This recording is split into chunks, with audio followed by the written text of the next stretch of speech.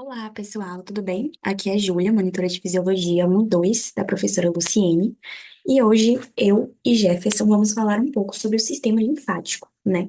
Então, o sistema linfático, ele é uma rede ali, de tecidos, de vaso, de órgão, que vai atuar principalmente ali na defesa imunológica do organismo e vai fazer a manutenção do equilíbrio de fluidos corporais. E ele vai ser composto ali pela linfa, pelos vasos linfáticos, pelos órgãos linfáticos, como, por exemplo, os linfonodos, o baço, o timo, as tonsilas, e esse sistema ele vai desempenhar várias funções ali essenciais para a saúde.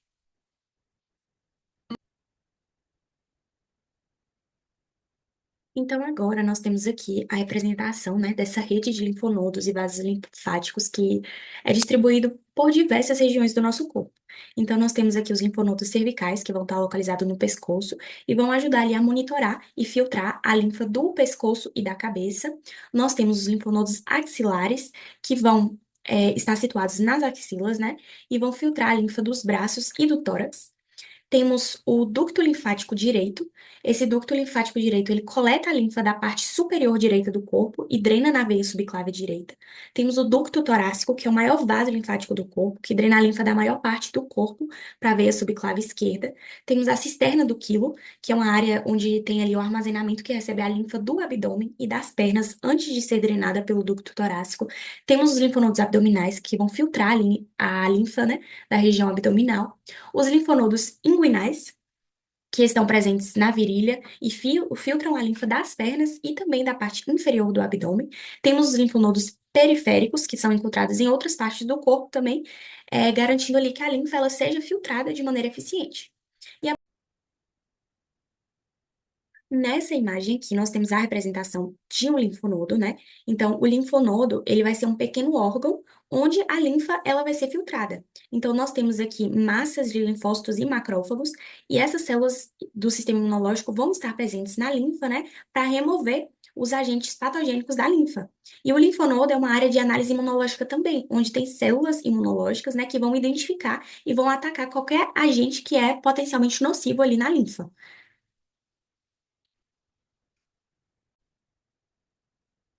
Então, em essência, é muito importante a gente ter noção, né, que todos os vasos linfáticos da parte inferior do corpo, eles vão escoar, por fim, a linfa, né, para o ducto torácico, que por sua vez vai ecoar ali para o sistema venoso de sangue, na junção da veia jugular interna esquerda com a veia subclave esquerda. E a linfa do lado esquerdo da cabeça, do braço esquerdo e das partes da região torácica também vão penetrar o ducto torácico antes de se escoar nas veias. E a linfa do lado direito da cabeça e do pescoço, o braço direito e partes do hemitórax direito vão seguir ali pelo ducto linfático direito, que vai se escoar no sistema venoso de sangue também, né, na junção da veia subclávia com a veia jugular interna direita.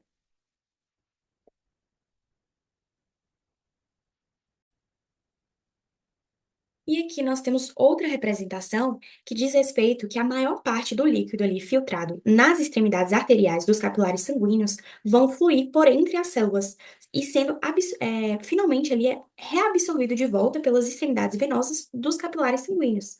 No entanto, em média ali cerca de um décimo do líquido vão seguir para os capilares linfáticos e vão retornar ao sangue pelo sistema linfático, né, em vez de fazê-lo ali pelos capilares venosos. E é legal a gente saber essa informação, né? Que o volume dessa linfa é normalmente de 2 a 3 litros por dia.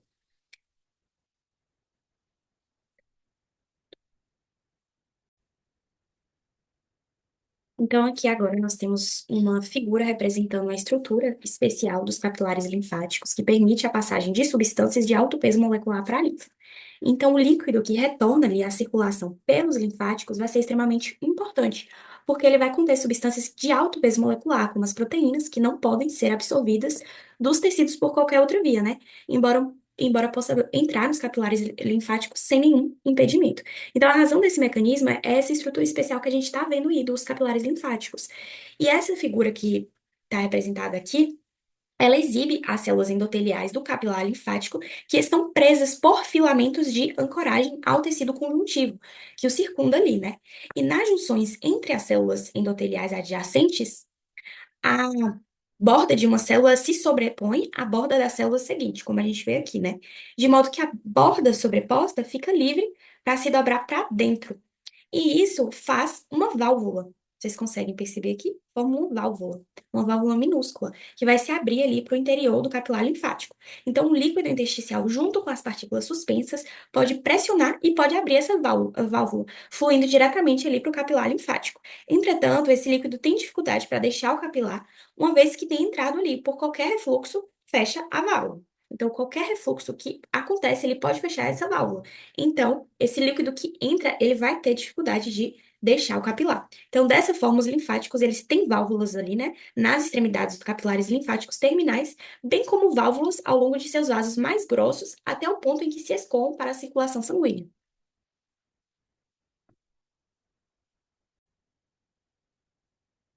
E agora falando sobre a formação da linfa, a gente viu ali que a linfa ela é derivada do líquido intersticial que flui para os linfáticos. E por isso, logo após entrar ali nos linfáticos terminais, ela apresenta praticamente a mesma composição que o líquido intersticial, né? Então, a concentração de proteína no líquido intersticial da maioria dos tecidos vai ser em média ali de cerca de 2 gramas por decilitro, e a da linfa que flui desses tecidos é próxima a esse valor. Então, a linfa formada no fígado apresenta concentração elevada de proteína, e a linfa formada no intestino tem concentração de proteína menor, entre 3 e 4. E como aproximadamente 2/3 de toda a linfa são em condições normais derivadas do fígado e do intestino, a linfa do ducto torácico vai ser a mistura de todas as partes do corpo. Então, vai ter uma concentração ali, em geral, é, da média dessa quantidade de proteínas, né, de 3 a 5 gramas por decilitro. Então, o sistema linfático é também uma das principais vias de absorção de nutrientes vindo ali do trato gastrointestinal, em especial para a absorção ali praticamente de todos os lipídios da alimentação. Então, de fato, após a gente ingerir ali, né, uma refeição rica em gordura, a linfa do ducto torácico vai chegar a conter ali 1 a 2% de lipídio. E por fim, mesmo grandes partículas como bactérias, elas podem, através das células endoteliais, atravessar ali e entrar nos capilares linfáticos. E desse modo podem chegar à linfa. Então, à medida que a linfa passa pelos linfonodos, essas partículas elas são quase que inteiramente removidas e destruídas.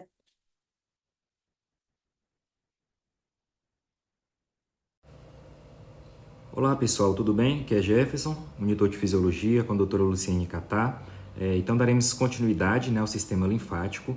A Júlia já introduziu o conteúdo para vocês de forma brilhante, explicou como se dá a formação da linfa, né, que se encontra aí nos vasos linfáticos, quais são esses canais linfáticos do nosso corpo. Então, a partir de agora, eu vou explicar para vocês como funciona o fluxo linfático, né? Nós estamos falando de um grupo de vasos linfáticos, e assim como os demais vasos que nós temos, sanguíneos, ele possui um fluxo e tem também as proteínas plasmáticas possuem um papel importante e vital no funcionamento, na condução desse fluxo linfático. Nós vamos entender de que maneira.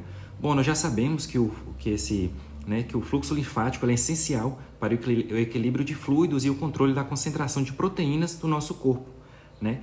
Pense no sistema linfático, pensem, né, nesse sistema linfático como uma rede de drenagem inteligente, diria assim. Ele recolhe o excesso de líquidos e proteínas que escapam dos capilares sanguíneos e os devolve à circulação sanguínea. Esse processo ele é crucial para evitar o acúmulo desnecessário de líquidos ali nos tecidos, né, no interstício, e garantir então que a concentração de proteínas no líquido intersticial ele permaneça dentro de níveis adequados para a saúde das células. Então a gente vê que é muito importante todo esse processo. Quando esse sistema linfático ele está em pleno funcionamento, ele remove continuamente as proteínas que saem dos capilares, né, que são aqueles dos menores vasos que nós temos. As proteínas que saem desses capilares, eles evitam que se acumulem no espaço entre as células. E essa função não é só importante para prevenir os inchaços, no quais chamamos de edemas, mas também para manter a pressão osmótica, né, adequada no líquido intersticial, que ali vai regular a troca de substâncias entre os capilares e as células.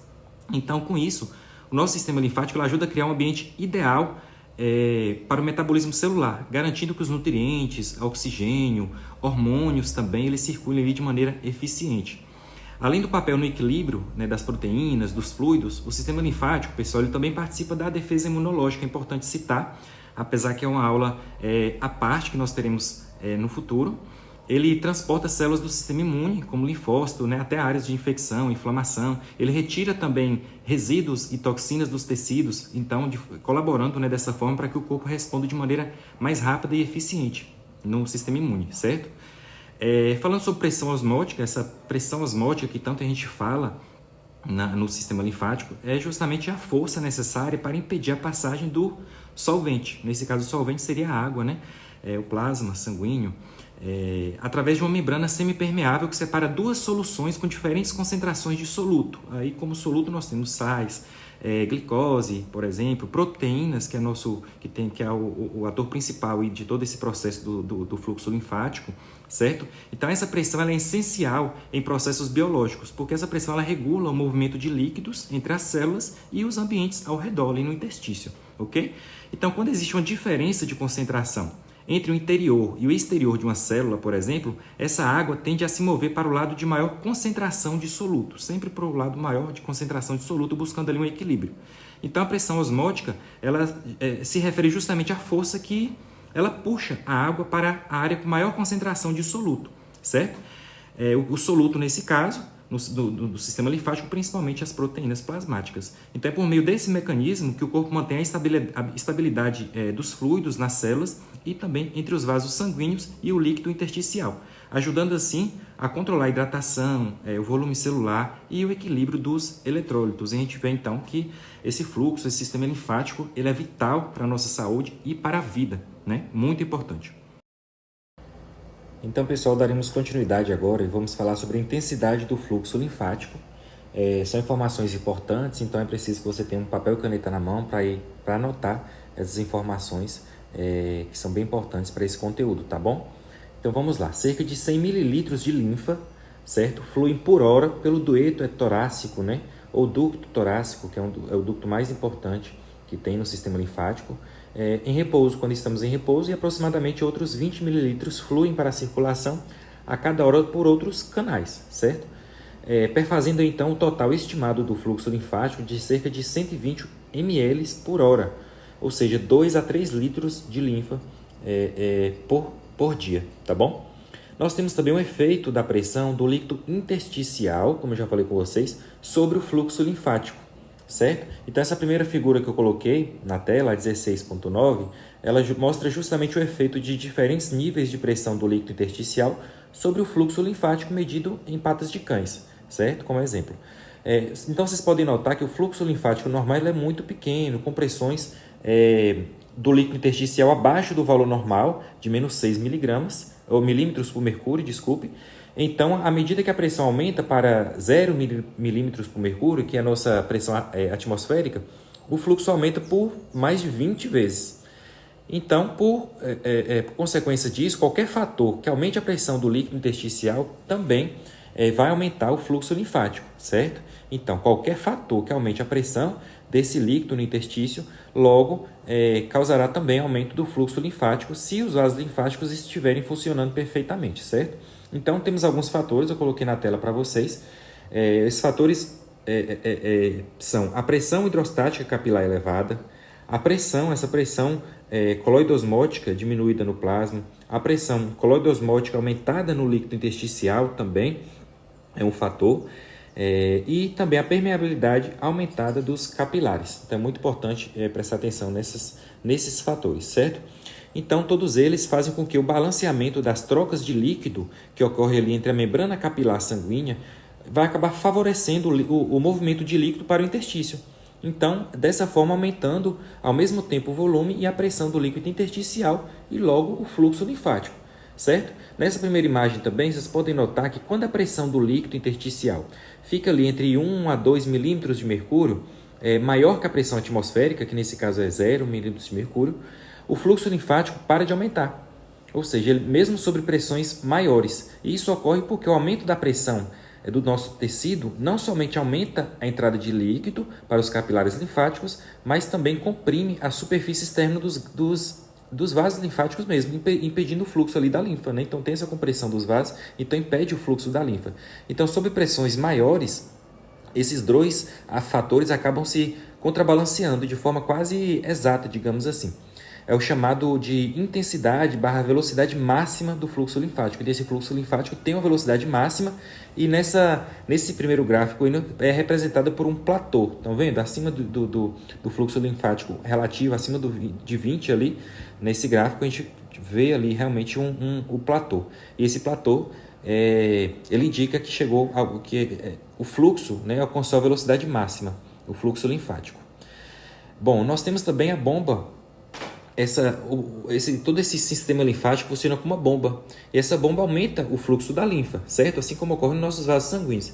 Então, todos os canais linfáticos, eles possuem válvulas. Na imagem lateral aí, nessa imagem na figura 16.8, vocês vão ver essas válvulas presentes aí nos vasos linfáticos, são muito importantes. Então, essas válvulas típicas são mostradas nessa figura e nos vasos e nos linfáticos coletores que drenam os linfáticos capilares, certo?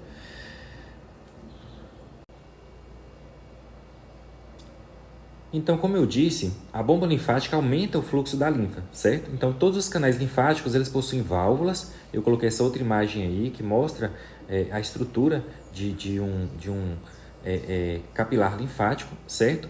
Então, existe inclusive o Guyton cita que existe uma pesquisa realizada em animais e humanos também que demonstra que quando o linfático coletor ou vaso linfático maior é estirado pelo líquido, pela força da pressão, pelo aumento da pressão, né, pela quantidade maior de líquido, esse músculo liso na parede do vaso ele se contrai automaticamente, certo? Além disso, cada segmento desse vaso linfático, entre válvulas sucessivas, ele funciona como uma bomba automática isolada, ou seja, mesmo o pequeno enchimento de um segmento provoca a sua contração. E o líquido é bombeado pela válvula para o segmento linfático seguinte, certo? Isso enche o segmento subsequente e após alguns segundos esse também vai se contrair. Esse processo ocorre ao longo de todo o vaso linfático, até que o líquido finalmente se escoe na circulação sanguínea. Então, cada segmento desse vaso linfático, ele possui essa contração automática e voluntária aí do músculo liso a partir da quantidade de fluxo presente dentro do vaso. Em vasos linfáticos muito grandes, por exemplo, como o ducto torácico, essa bomba linfática ela pode gerar grandes pressões. Essas pressões dentro dessa bomba linfática ela pode ir de 50 a 100 milímetros por mercúrio.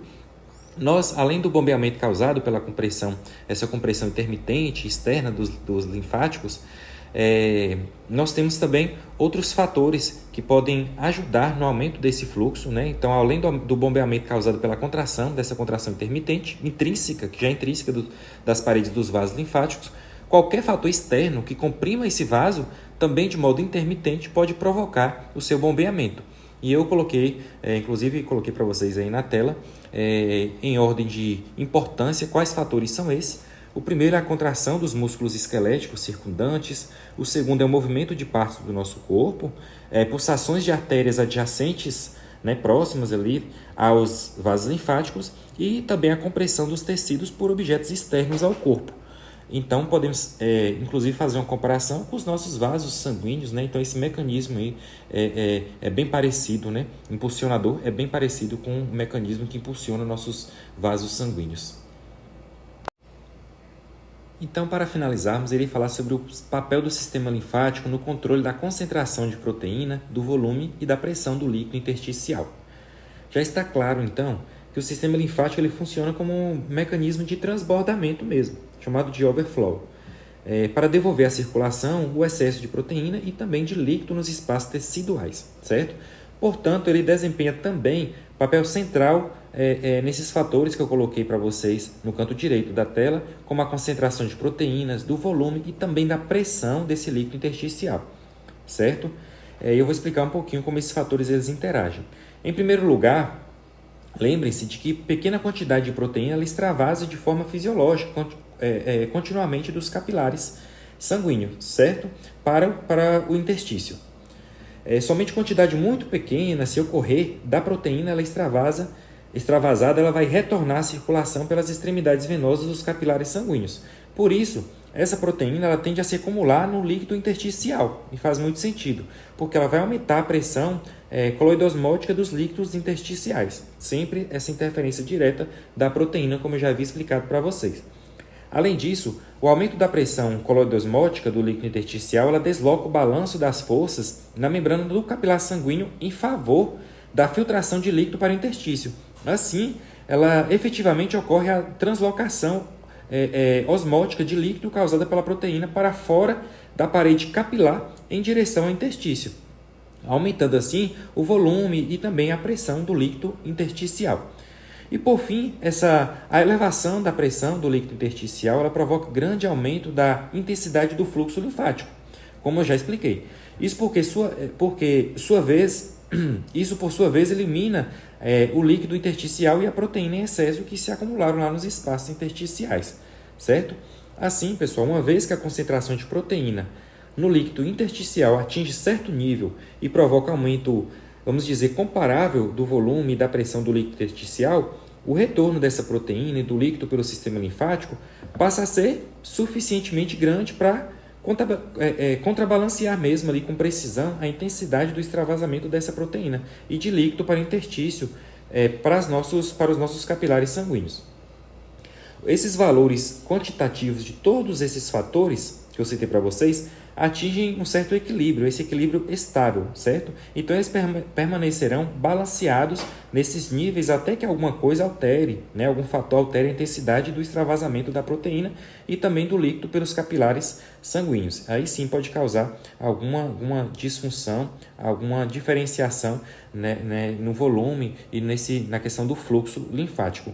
Então, nós já sabemos que esse sistema linfático ele é responsável pela drenagem do excesso de fluido intersticial, ele promove o equilíbrio entre os compartimentos de líquido do nosso corpo, ele ajuda a evitar o acúmulo de fluido nos nossos tecidos, controla também o volume e a pressão do líquido intersticial, como eu já disse para vocês, e além disso, o nosso sistema linfático ele tem um papel importante justamente na remoção dessas proteínas do espaço intersticial, prevenindo assim a formação de edema, né? Nós vamos ver, a gente sempre está falando com vocês sobre os edemas e logo mais nos outros semestres vocês vão ver a relação do edema, né, como um sintoma, um sinal, na verdade, de várias outras patologias a serem estudadas. Então é muito importante vocês prestarem atenção nesse conteúdo e realmente valorizar o sistema linfático, porque no futuro vocês vão ver o sistema linfático muito relacionado com várias patologias, certo? Então, a atuação, em suma, né, do sistema linfático ela é crucial para o controle da pressão, do volume, da composição desse líquido intersticial, que são fundamentais para o bom funcionamento dos tecidos e para o equilíbrio fisiológico do organismo. Então, logo no início, lá com Júlia, vocês viram que ele, através da sua formação, ele é essencial para o bom funcionamento, para a homeostase do nosso corpo e para o bom funcionamento de todos os outros sistemas.